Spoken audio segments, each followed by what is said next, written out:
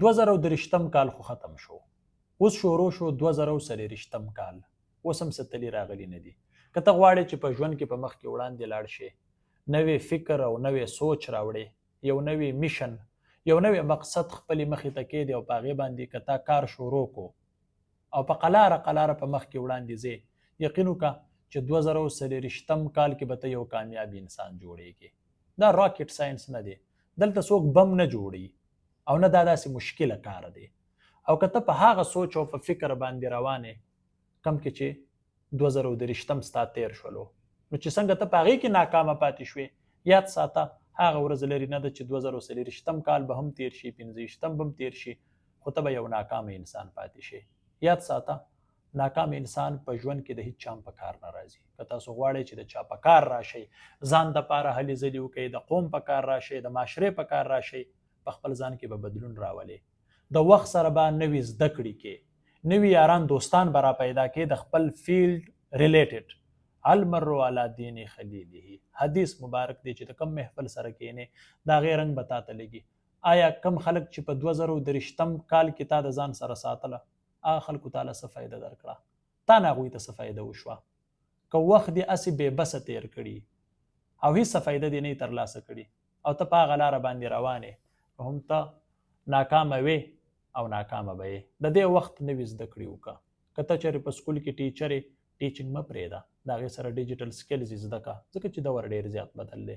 آنلاین ارننګ مختلف پلیټ فارمز دي، ایز ا فریلانسر ته کار کولی شي، ته په یوټیوب باندې کار کولی شي، په فیسبوک باندې کار کولی شي، په امازون باندې کار کولی شي، ته مختلف فیلډ باندې ایز ا ګرافیک ډیزاینر ته کار کولی شي.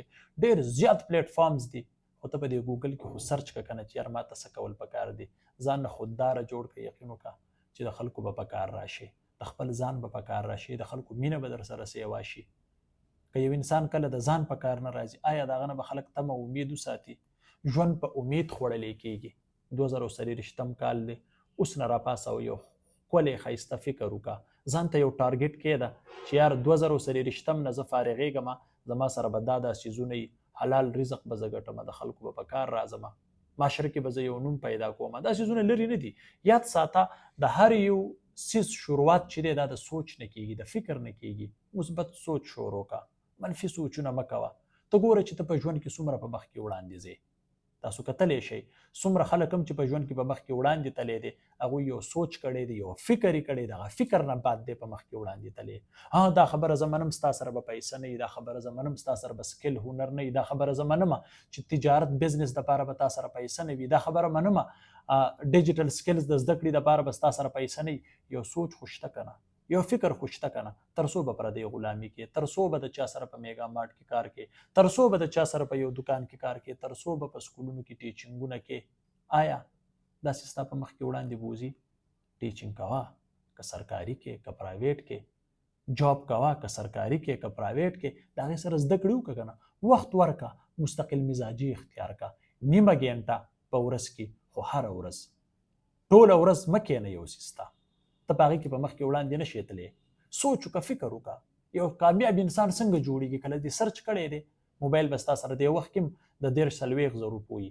موبایل بدلې، کپړې بدلې، پیزار بدلې، سوچ نه بدلې، فکر نه بدلې. آیا ته به څنګه په ژوند کې په مخ کې وړاندې ځې؟ دغه یو څو څیزونه چې ستاسو مخې ته ما کېښودله چې په هغې باندې ته خپل ژوند بدلولی شي. ستا دغه موبایل چې ستا په جب کې دی دا ستا ژوند بدلوي. ستا دغه لیپټاپ چې تا د دې نه هېڅ فایده نه ده اخیستې دا ستا ژوند بدلوي. ستا دغه سوچ چې کله تا دا چېړلی هم نه دی، ستا دغه دماغ دا تا په ژوند کې ډېر په مخ کې وړاندې بوځي. کله چې دې له ټچ ورکړی دی، ستا دغه دوستان هم ستا په کار راځي. خو که چېرې تا د ښو دوستانو محفل خپل